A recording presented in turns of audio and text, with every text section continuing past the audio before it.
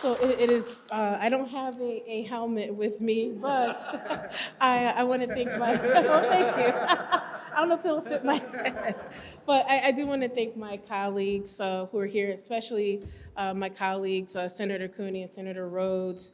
I will say I just came from the State of SUNY address that the Chancellor, Dr. King, presented, and in thinking about what this legislation means, when you talk about the role and significance of our emergency responders who are volunteering their time, this legislation not only is a way to express our understanding, our gratitude, but it is a very real workforce development initiative.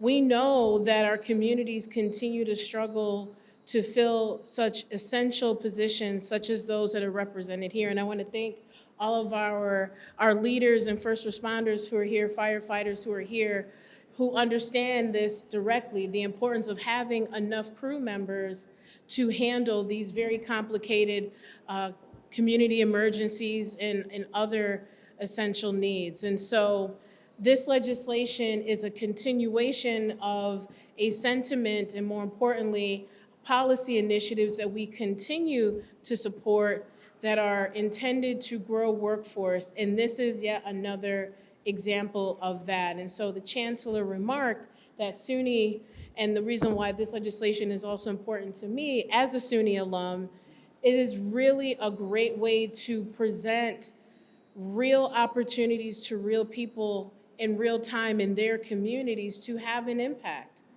right there in their own backyards and actually get credentials for doing it and have more training. And we know that the emergencies that our leaders are responding to require a lot of information, instruction, and training. And so this is, to me, a common sense approach that is thinking outside of the box when it comes to workforce development in areas such as our emergency first responders, who we know in rural communities like mine and across the state that are often the main providers and first responders to not only emergencies, but also for care.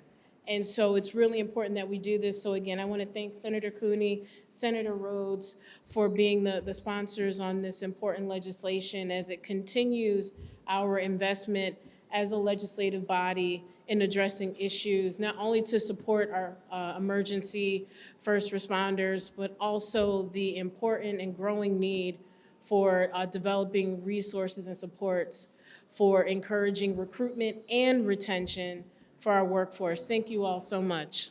Thank you.